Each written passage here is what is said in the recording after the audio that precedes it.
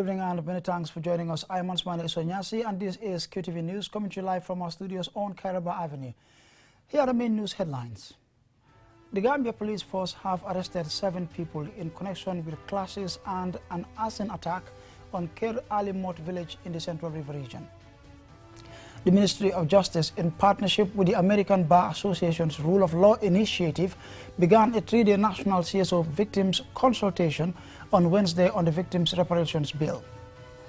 And the World Bank on Tuesday launched the country partnership framework for the Gambia aimed at galvanizing the Gambia towards accelerated growth for the period 2022 to 2026. In international news, in a statement on Monday, Guinea-Bissau's President Umaru Sissoco Embalo announced he has dissolved the parliament, accusing deputies of corruption, among other issues. And in sports news, in preparation for the upcoming Under-15 Norway Cup to be played in Oslo, the coordinating committee in the Gambia continued its scouting in summer, targeting provincial regions to identify talented players. Well, stay tuned as we bring on these and other stories.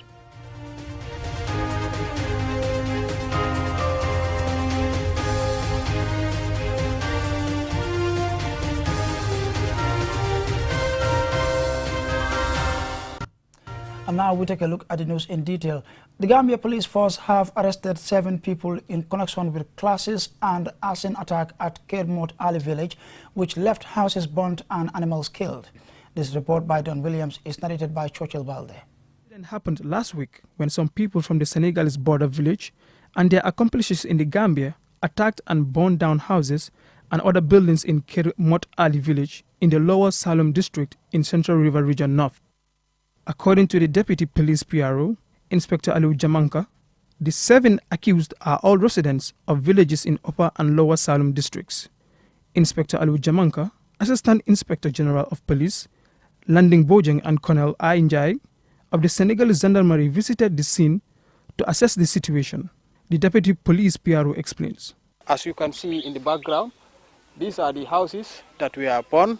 From our findings, about 12 houses belonging to the natives of this village were burned down by some suspected residents of the next village, that is Kermot Ali, Senegal, and other residents who are followers of one Serigne Bassirou Seka of Kermot Ali, Senegal.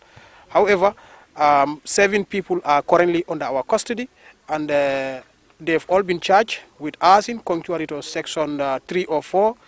As I'm talking to you, these people are going to be processed and they will appear before the court for criminal proceedings. Right now, this is the progress we have, and we're expecting more as the investigation into the matter progresses. Residents are urged to remain calm and go about their daily business. Our security in the area has already been restored. Inspector Landing Bojang, the Deputy IGP, appealed to the villagers to exercise patience, assuring them that all those involved will be arrested and brought before the court. The advice we're supposed to give the community here have been taking place between ourselves and them, and they've been cooperating. You can see from them, they're keeping their pain, they never reacted, they don't want to take the law in their hand. They have respect to the rule of law of this land, which I really appreciate. Today is my day 3 here. But all the people whom they've identified involved in this, we're getting them. As the Deputy PRO said it, we have 7 in hand, more is coming. You can hear, and then you have heard it by yourself from my Senegalese counterpart, security, that the ones who ran and they are at their side, they have had their list and they will get them. They'll get them if possible, and they are claiming themselves Gambian, they'll bring them to us. One thing is very clear, we are not going to leave any stone unturned. Whosoever acted otherwise, which is criminally, the law will take its course on you, no matter what you are or wherever you must have gone. Lamin Sow, a resident of Ker Ali Mot village, says they have lost all their livelihoods and asking for assistance from the public. Musa Seka, the alcalde of the village, thanked President Barrow, the Senegalese authorities, and security personnel for the prompt intervention. According to the Deputy Police PRO, the accused have been charged with arson as the investigation into this matter continues. Quite unfortunate news there. Now, the World Bank on Tuesday launched the country partnership framework for the Gambia, aimed at galvanizing the Gambia towards accelerated growth, productivity and resilience for the period 2022 to 2026. Omar Pijalo tells us more. The country partnership framework is a strategic document that aims to scale up the World Bank Group assistance to accelerate the Gambia's transition out of fragility and support the government's vision of sustainable, resilient and inclusive growth. The framework seeks to address three important areas: strengthening transparency, accountability and effectiveness in governance, enabling inclusive and resilient private sector-driven job creation, and enhancing human capital investments to develop a productive workforce. Ibrahim Silla, the Minister for Transport, Works and Infrastructure, said the CPF is apt as the three focus areas resonate well with government's policy to build a modern accountable state based on the foundation of democracy, good governance, respect for human rights and security and prosperity for all, as outlined in the National Development Plan. Adding that this policy decision will be a catalyst for achieving greater accountability of government towards its people, greater transparency of state institutions in their handling of public finances, and promote active participation of citizens in development processes that affect their well-being and meaningful inclusion of disadvantaged groups in socio-economic life. The government of the Gambia, cognizant of the important role of the three World Bank country partnership framework principles play in strengthening the country's socio-economic development, has developed strategies to strengthen our democracy. Key among these is the strong political will of the three arms of our government, the executive, the legislature, and the judiciary, in nurturing the principles of democracy and the rule of law in our governance system and architecture. Phi Borofis, World Bank resident representative for the Gambia, reveals that the CPF includes additional assistance from the International Development Association, IDA 19 and IDA 20 turnaround allocation, which increases the grants received by the Gambia by 125% in recognition of the government's commitment to addressing challenges and transitioning out of fragility, as outlined in its 2021 turnaround strategy. The CPF is expected to support over $600 million, predominantly in grants, to the Gambia in national and regional projects over the next over a 5-year period. And we want to increase engagement from the other members of the World Bank Group, including the International Finance Corporation, otherwise known as the IFC, and also MIGA, our Multilateral Investment Guarantee Agency. We want them to really increase their support to the private sector in the Gambia, and the CPF actually outlines that. The Gambia is at a critical juncture in its development trajectory, having made headways on key reforms and service delivery, but still facing challenges in its emergence from fragility. This CPF is expected to help accelerate the country's transition and support the government vision for sustainable, resilient and inclusive growth. The CPF was developed using a comprehensive analysis of the country's development challenges and extensive consultations with the government, private sector, civil society, NGOs, academia, media, women groups, youth groups and development partners. Reporting for KTV News, I am Omar Pijalo. And we still stay with my colleague Omar Pijalo as he reports that the Ministry of Justice, in partnership with the American Bar Association's Rule of Law Initiative, began a 3-day national CSO victims consultation on Wednesday on the Victims' Reparations Bill. The forum brought together stakeholders to discuss and formulate a representative and inclusive draft reparations bill, as the government is working towards finalizing the white paper to provide the roadmap for the implementation of the TRRC recommendation. Welcoming the participants, the representative of the American Bar Association, Ismeni Zarifis, said the American Bar Association Rule of Law Initiative Rapid Response Project is committed to supporting the Gambia justice sector to pursue justice and accountability. The aim is to collect views on key aspects that should inform the Victims' Bill.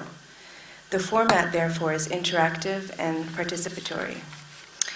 Informative sessions on victim participation, the right to reparations, reparations programming, and forms of reparations will be complemented by special sessions on SGBV and enforced disappearances, as well as appreciating the harm, which will feature some victim testimony and the effects of the violations on them and their... The Solicitor General Hussein Tomasi, representing the Minister of Justice, said the Gambia government and people has resolved to improving the country's human rights situation, its constitutional, legal and institutional framework, and its strategies, policies and programs in various governance areas to consolidate our democratic gains and align the entire governance architecture with justice, the rule of law, and to end impunity. For the Ministry of Justice, victims lie at the center of the transitional justice process. Without the victims, we do not have any need to talk about transitional justice. It is all about victims, a victim-centered approach, the welfare of victims, and victims' involvement. Delivering the keynote address, the chairman of the Victim Center, Srif M. Kijera, said the TRRC reparations program does not adequately address remedial pathways to cater for long-term medical assistance and psychosocial rehabilitations for victims, adding that financial compensation on its own is not enough, and that long-term medical support and livelihood support are essential components in the government's reparations program. I must hasten to say that many victims felt that the measures taken by the TRRC were not comprehensive in nature. As a result, they are recommending a post-TRRC reparation committee that would be inclusive to take all victims on board. The role of civil society in transitional justice process is very essential to nurture a culture of human rights and rule of law. Dialogue is the key to clear misconceptions. The power of numbers is essential in national dialogue towards sustainable peace, justice, and reconciliation. The Gambia has emerged from 22 years of dictatorship and authoritarian rule that broke down the nation's social fabric. Therefore, the TRRC is a critical part of peace building to provide reparations, reconciliation, and the consolidation of democracy in the new Gambia, as it provides the opportunity to hear from victims on how their rights were violated that led to the victimizations and the lifelong consequences they continue to live with. Reporting for QTV News, I am Omar P. Jallo. And the report there by Omar P. Jallo will lead us to a short commercial break, but the news continues when we return. Do stay tuned.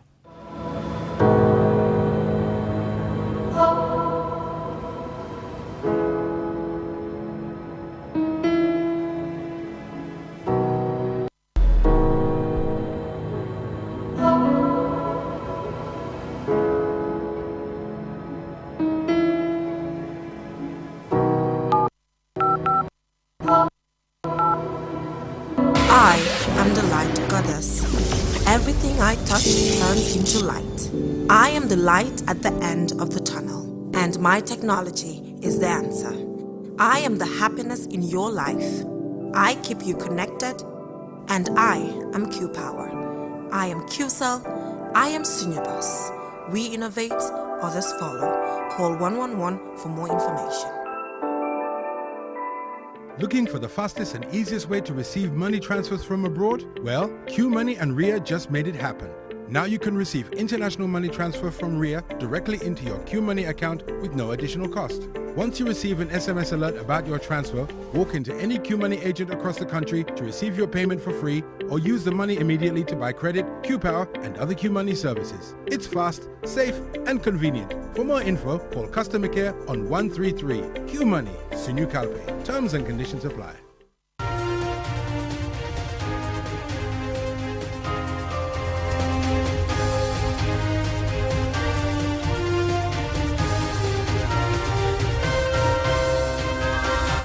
Well, thanks for staying with us. Be reminded you're watching QTV News, and we're coming to you live from our studios on Caraba Avenue. Now, the Gambia Youth Chamber of Commerce, GYCC, convened a two-day forum for entrepreneurs, bringing together SMEs and MMEs, government and other stakeholders on the state of the country's business environment. Mahmoud Gajaga was there, and he filed this report. The forum centered on how to improve the business environment in the country, especially those in small-scale businesses. The theme for the event is reflecting and improving on our policy and administrative strategies for the enhancement and mobilization of alternative domestic taxes to improve the sustainable business environment in the Gambia through a reasonable tax regime Adama Biai, Vice President, Board of Governors, GYCC, spoke on behalf of the Youth Chamber of Commerce. Taxation in the Gambia is arguably the most challenging issue for businesses and investors in the past decade. It is felt that fiscal tax system in the Gambia is aggressively burdensome, and main areas of concern include, but not limited, density of tax system, with several tax imposed at the end of the year, which makes it challenging for small operators to factor tax into production's cost for planning purposes. The Gambia Chamber of Commerce, GCCI, one of the main partners of the Youth Chamber of Commerce, gives an assurance of their support technically and financially. Here is Sarah Tokonate, CEO of the GCCI, to tell us more. We have all collectively observed the growth of both your chamber as well as the Women's Chamber, who the GCCI continues and will continue to support in order to enhance sustainability through technical, financial, and moral support. The Deputy Permanent Secretary at the Ministry of Trade, Industry and Employment, Abdoulaye Jammeh, deputizing for the Vice President, says businesses are what drive every country's economy, and these include the mid-market enterprises, MMEs. Given the vital role that MSMEs plays in developing countries in general, and the Gambia in particular, it is important for the young people in business and private sector in particular, as well as the trade support institutions, to join the government through our relevant ministries to participate in the formulation of coherent policies that will address and mitigate some of the problems and challenges faced by the MSMEs, particularly the young businesses of this country. The Gambia Revenue Authority, GRA, are responsible for tax collection. Esa Jallo, the authority's Deputy Commissioner, says they are willing to engage the GYCC on tax education and compliance. I want to assure you that our doors are open for all engagements, not only in meetings and workshops of this nature. From our own side, we'll be very pleased to also organize events with you, and that invitation I'm extending to the executive of your organization. Anytime you feel that we can come in and share our experiences and also educate and sensitize you, we'll be more than willing to use our own resources to do that. One of the biggest challenges faced by businesses in the Gambia is taxation, and small, medium-scale and MMEs businesses are mostly affected. The forum is one way of trying to stimulate dialogue on getting special tax breaks for small businesses, including special startups, for example. Mamadou Kajaga, QTV News. The Deputy Director of the Center for Entrepreneurship Studies at the University of Abuja has identified a lack of uniformity in the International Public Sector Accounting Standard, IPSAS, as one of the major problems confronting the black push for more financial transparency and accountability. Alusise is in the Togolese capital, and he filed in this report. What he calls the lack of implementation of the International Public Sector Accounting Standard, IPSAS, which has led to delays in preparing financial statements and proper audit of reports within the member states. In his presentation on the theme Compliance with International Public Sector Accounting Standards before the Parliament's Joint Committee meeting underway in the Togolese capital, Lomé, Dr. James Adefiranye, the Deputy Director, Center for Entrepreneurship Studies, University of Abuja, believes adopting the IPSAS will greatly help ECOWAS member states move forward in dealing with their financial statements and reports. Dr. Adefiranye stressed that the lack of uniformity of IPSAS in member states will likely affect activities of the ECOWAS. For instance, when ECOWAS report is strictly on IPSAS accrual basis, and the local communities have their own system of maybe dangling or moving between cash and accrual, or do what looks like IPSAS. Then when you send your report, the government of such state will have some difficulties in the matter accepting your report, because they are maybe in their state they're used to they're just using cash basis. You are now preparing a system on the accrual basis. Then it looks strange or so questionable to them. He recommended that to achieve near perfect transparency and accountability in ECOWAS states, they need to adopt and apply the use of IPSAS. The Parliament is urged to assist community institutions and agencies in addressing the obstacles and other challenges against the full adoption of the international standard. Yes, we don't have control over any member state, that's the local activities. We don't have any right over them, but of course we can make effort to encourage them. Why don't you look at this? Because if you look at it, technically almost all ECOWAS states, if not all, have tilted towards IPSAS. Only that the implementation in the area of implementation is where there have been issues. Secondly, we expect the MPs to do a careful study of the outcome of the audit management letters as they call. For example, the current one before us is the 2020 audit management letter. And why are we looking at that? We want to pinpoint areas and aspects that call for attention. In the letters, of course, just as was presented yesterday, there are areas that call for attention. We have a duty to look at those areas, look into those areas, especially marrying back with what we're expected to do as mentioned earlier. Associate Professor at the Faculty of Law at the University of Benin, Professor Ibrahim Salami, in his presentation on the modalities for the practical implementation of Article 9 and 11 of the Supplementary Act relating to ECOWAS Parliament and the consideration of committee audit reports, said an effective review of the annual audit reports requires the Public Accounts Committee of the ECOWAS Parliament to seek independent experts for swift action to promote accountability. For Mrs. Anna Jany, the Director of Administration and Finance at the ECOWAS Parliament, the members need to set up small committees to investigate the modalities for the presentation of audit reports, suggesting they use the same modalities for the budget and look at timing for easy wrap-up. Reporting for QTV is from Lomé in Togo. I am Aliou Cissé. And now on to some exciting international and sports news in a moment, but first international news.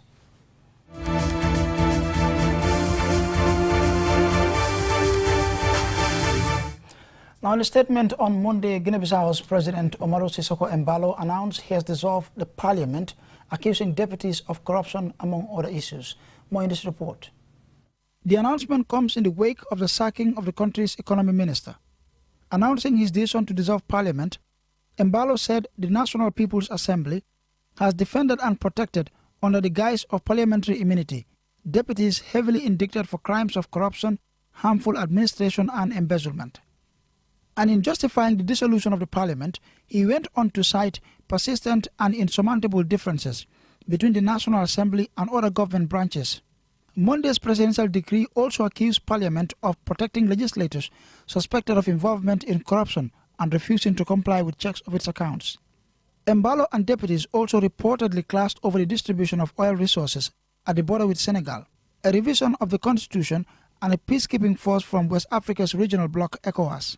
Bissau has experienced frequent political turmoil, with 10 coups or attempted coups since it gained independence from Portugal in 1974. In February, Embalo survived the latest failed coup and assassination attempt.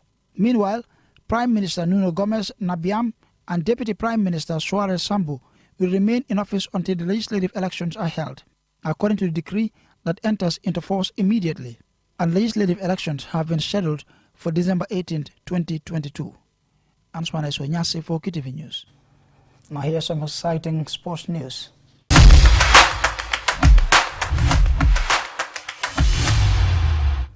So in preparation for the upcoming Under-15 Norway Cup to be played in Oslo, Norway, from 30th July to 6 August, the coordinating committee in the Gambia continued its scouting in summer, targeting provincial regions to identify talented players. The first phase of scouting had been in the Greater Banjul area. This story by Bakari Balde is narrated by Ibrahim Balde. This mission involves assessing footballers aged under 15 from the North Bank, Lower River, Central River and Upper River regions. The aim is to promote grassroots football and give young people an opportunity to explore their talents. In the first game, LRR defeated CRR 3-0. In another match that was supposed to see URR play against NBR didn't materialize as NBR failed to turn up. Instead, the URR team later played against LRR's second team and the game ended 4-0 in favor of LRR. The scouting team had made it clear they were focusing on the performance of individual players, not the result. The one selected from this venue will be invited for a final selection to be held in Combo. Papngom and Musa Adamfa both head coaches applauded sports ambassador Tijan Jaite for creating such an initiative. Mayo Tamba from LRR and Alpha Yaya Bangura from CRR, both aspiring players, expressed delight at being given this opportunity. Tijan Jaite, the sport ambassador who doubles as the country's representative for the Norway Cup, said the initiative needs collaborative efforts from all, as he believes sports is one tool that fosters unity and can bring rapid economic development. In April this year, when sports ambassador Tijan Jaite and officials of the Gambia Norway Cup committee met the Minister for Youth and Sports, the minister called on partners to help the country build a strong foundation for football growth. It was also decided that to ensure a fair selection and to create equal opportunities between players in the Greater Banjul area and those in the provinces, teams and football academics from all regions of the country will get a chance to take part in a tournament during which officials will to represent the country in Oslo, Norway. The GFF has also pledged to support the Gambia's Under-15 Norway Cup theme. Ibrahim Obalde, QTV News.